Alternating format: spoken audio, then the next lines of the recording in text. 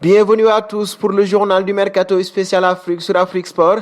Et c'est parti pour ce numéro du Mercato des joueurs africains avec d'abord El Houni. L'attaquant de couloir international libyen, âgé de 26 ans, va bénéficier de conditions financières extrêmement avantageuses à l'Espérance de Tunis, vu que plusieurs clubs voulaient l'engager. Arayan du Qatar, Al-Ahli, Zamalek et Pyramids en Égypte. Il n'est pas loin d'être le joueur le mieux payé en Ligue 1 tunisienne, arrivé à l'EST le 15 janvier 2019 en provenance du club portugais Desportivo Aves. El Houni, qui passe pour être le moteur de l'attaque sang et or, était jusque-là lié par un contrat allant jusqu'au 30 juin 2021. En 2019, il a terminé meilleur buteur de la Coupe du Monde des clubs ex aequo avec l'Algérien Bardar Bounedjah. El Houni a remporté avec l'EST la Ligue des champions de la CAF 2019 et 2 championnats de Tunisie en 2019 et 2020.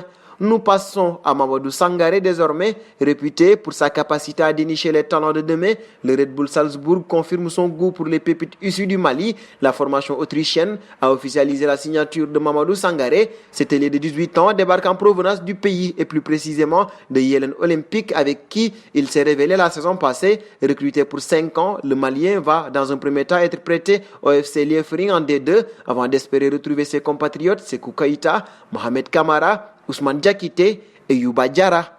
Un pas auprès de Yannick Bolasie désormais. Son aventure à Everton pourrait donc s'arrêter là. De retour de son prêt moins convaincant du Sporting Portugal, Bolasie ne pourrait pas être retenu par des Toffees. Il pourrait faire les frais de sa méforme qui dure depuis plusieurs saisons après sa grave blessure. Selon les médias anglais, le club de la Merseyside attend une offre pour vendre définitivement l'ancien joueur de Crystal Palace.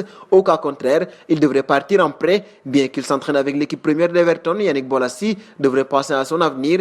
Il aurait toujours pour priorité la Prime League. Et de Bolasie, on passe à Compaoré.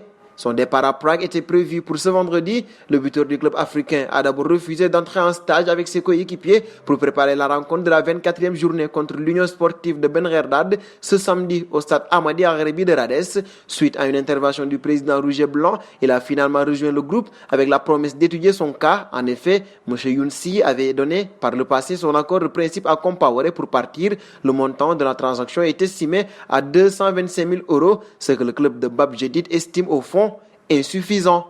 Parlons de Krépin Diatta désormais, performant la saison dernière et exceptionnel pour ce nouvel exercice de Jupiler Pro League. L'international sénégalais pourrait tenter une nouvelle aventure. L'FC Bruges se préparerait déjà pour son éventuel départ. Brillant sous les couleurs de FC Bruges, Diatta est suivi par plusieurs écuries européennes. Son nom est cité dans pas moins de 4 clubs. Selon les éléments fournis par Etlat News, le FC Bruges aurait des vues sur Linton Maïna. Il est international U21 allemand et joue à Hannover en Bundesliga 2. Notons qu'en 4 journées de Jupiler Pro League 2020-2021, Krépin Diatta a déjà trouvé la faille à 2 reprises. Il débute la nouvelle saison comme il l'a fini l'année dernière.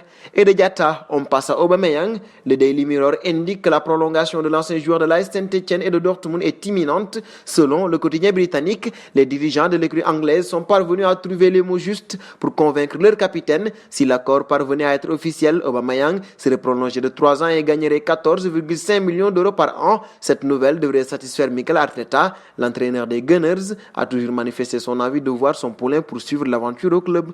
Dernier point de ce journal, avec Naoufel Hachef, ce dernier quitte la France. Prêté il y a quelques mois au Girondins de Bordeaux, le gaucher algérien rebondi au Portugal.